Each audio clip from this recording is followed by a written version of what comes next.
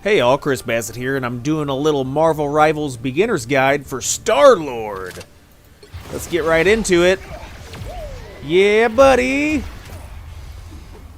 So Star-Lord is a duelist. He basically focuses on, pushing out damage. So let's check out a few of the abilities. Your element guns will be your primary focus.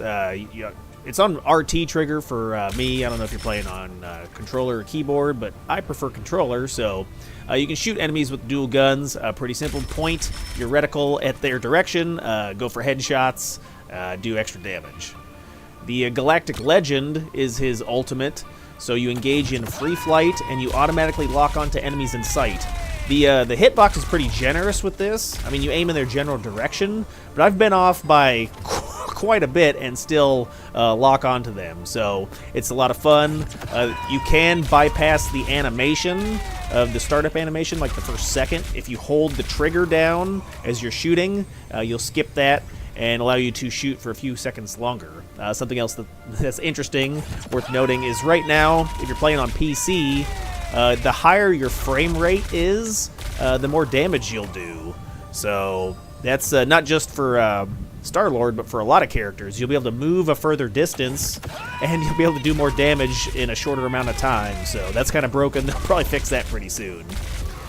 His LB button would be your movement boost. Rocket propulsion, so you consume energy to gain a boost and soar forward. You don't have to just soar in one direction. It's omnidirectional, so you can spin around in like a little circle, or you can go up, down, left, right, ABBA. You can go wherever you want. So it's useful for repositioning, gaining high ground. Super good ability. RB is the Blaster Barrage, so you'll fire a frenzy of shots, causing damage to enemies within range.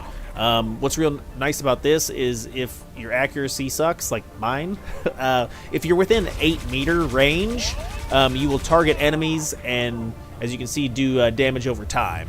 You also gain a little bit of movement, so you are kind of hard to hit during this animation. I mean, you can still take damage, obviously, get killed, but I noticed, especially on like enemies that aren't particularly skilled, you can kind of circle around them as you're doing this, and they won't be able to hit you, and you'll be able to hit them without really aiming. So I like this a lot.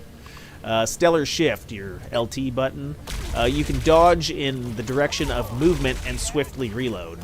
So since your guns, your dual element guns, are on a pretty fast reload speed, I think it's like they do damage for like a second or so, and then you need to reload.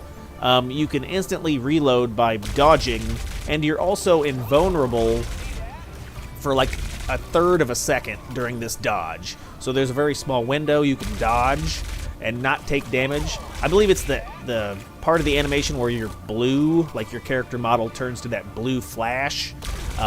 You can dodge, regular attacks, even ultimates. So I've seen the Star-Lord dodge through like Iron Man's ultimate, some Hela shots.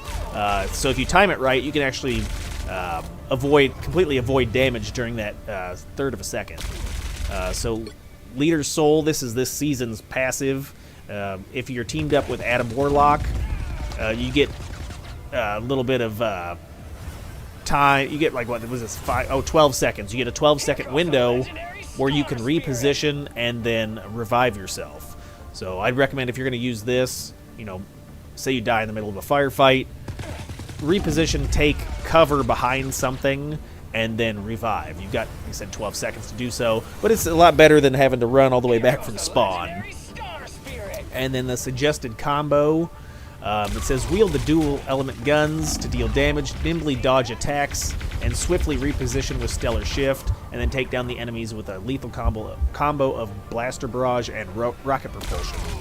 So one thing that I would recommend is, if you are going to set up your controllers, maybe a little bit higher sensitivity for Star-Lord, because if you're going to be up close, it can be easier to put your reticle back on the target if you're flipping around. You don't have to be, like a lot of people recommend Star-Lord be a like up in your face kind of guy, but you can actually be mid-range and still do decent. And he's you can even take shots at long range. So let's get into the practice arena real fast, and I'll show you what I'm talking about. We'll do a little bit of talk through while I play, sort of dialogue. All right, Chris, we got it. Go. All right, so Star-Lord is towards the middle of the character selection screen. Just grab him. Just grab him. All right. So we'll move out here and talk a little bit about stuff. All right, so if you want to change your settings, go into settings. If you're playing on keyboard or controller, I play on controller, and then go over to combat. You can change your hero to be specifically change these settings just for Star-Lord. But one of the things I'd turn off is the hold to activate rocket propulsion. I don't know, it may feel better to some of you if you hold it to like activate it and then let it go to release it. That's more of a natural feeling. But I'm going to use the entire time. So your rocket propulsion, you're active for 5 seconds, and I'll be flying that entire time. But if you did want to switch it to be more of a manageable, or instead of doing this, to just do like short boosts, you can set it so where you're holding and then you're flying and then you release it, which would be probably a more natural feeling. But you can see it takes, you can use it almost a second after you deactivate it, as long as your boost bar has some fuel left. You can see to the right of my reticle, I really can't point at it, but there's that boost bar, and that's kind of like the fuel for your boots. So as long as you have fuel in there, you can activate that several times in a row, and it doesn't have to be, an all or nothing sort of thing. But you can fly straight up, you can fly down, left, right. So the only thing that, is you won't actually, it'd be nice if you did, but if you flew and the dash actually damaged opponents, but it doesn't. It'd be nice if you had some kind of, you could ram it, like shoulder ram, but sorry, that doesn't happen. Okay. Then why'd you even mention it, Chris? I don't know. I'm just saying everything. All right, so like for his guns, okay, I think the range starts out at 15 meters, and then after that you start to experience damage fall off. So you can do more damage with critical shots. You can hear by the ding-a-lings that headshots do more damage, and he can really, if you hit all your shots, he can really melt this. I think these bots have 250 health, so you can really melt enemies. But as you get further and further back, you can see that I'm still doing damage at 30 meters. It's just not as critical, and I think this is, the spread. The weapon has spread to it, so you're just missing more shots when you're at this distance. But really, you could get pretty far away and still be doing damage. So it's not like you have to be. My controller has stick drift as well. But yeah, you don't have to be up in the enemy's face. But it does. You are going to experience your quickest time to kill if you're around 15 or under, and hitting those criticals, of course.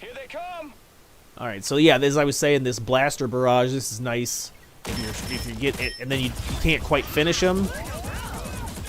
Right, that's all auto lock. So if you're having trouble and I can't track the targets, they're jumping all over the place, like a Spider-Man or a Magic, or a highly mobile character where you're like, stop moving if they're within this 8-meter radius. Let's see if I can get to 8 meters. There's 10. So see, I'm still hitting at this, and it's like a circle around the character, and it does decent damage. And you can be a mobile target, like say, right? I start dancing around, and then if you're up close and you're doing this, it's going to be harder for the opponent to hit you while you're basically you have aimbot. What else? Got the the dodge ability, so you can dodge in any direction. You can reload while you're dodging. You can see, in the lower left-hand corner, your ammo count's 40 out of 40. So obviously, the best benefit to this would be to try to get your magazine low, and then instead of auto reloading, because the reload speed, Star-Lord reloads pretty quick. It's like a second or something, maybe a second and a half. Yeah. So the dodge just instantly reloads that. so you can, you know, dodge and reload multiple times. So you have two dodges back to back, and then but they're on a cooldown, so you can see above the trigger by my head down over there.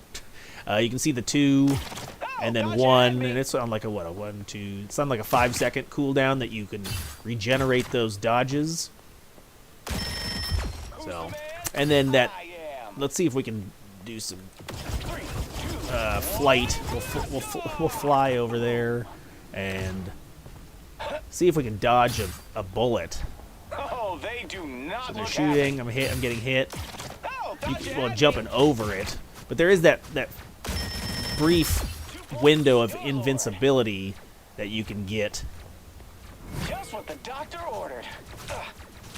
Yeah, I don't know if the practice range has opponents that you can actually shoot.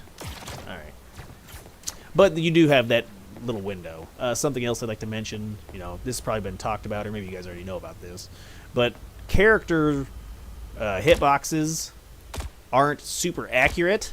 So you can see on the Luna Snow, I'm firing just to the left, and I'm not getting any hit registration. But if you go to the right, and I'm getting hit markers.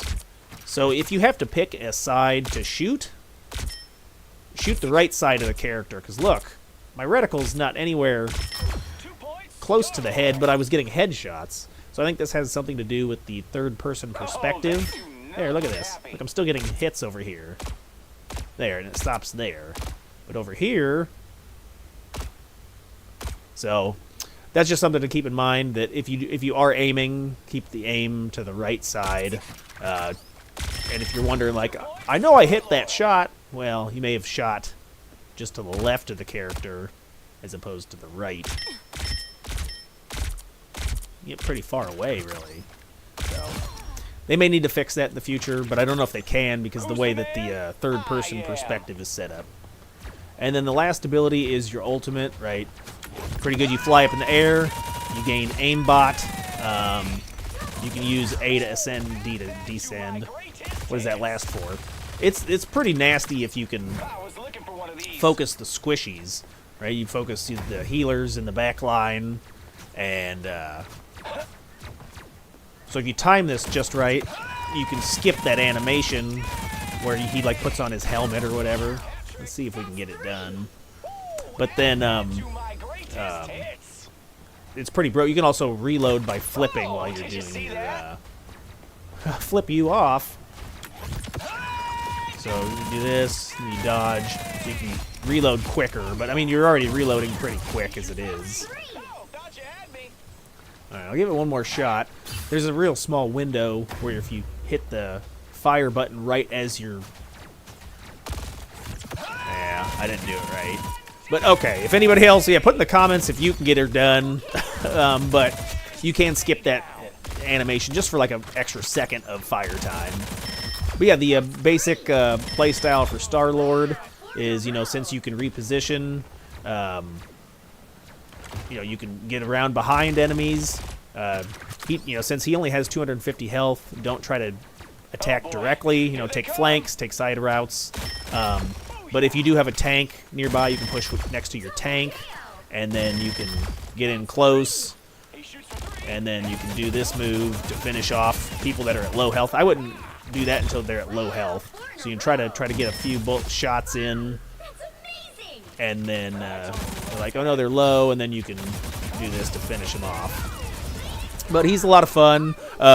Check out this other video over here. I've got a playlist with some gameplay, so check that out. I appreciate everybody for watching. If it was helpful, hit the like, thumbs up. Really appreciate it. Later. See ya!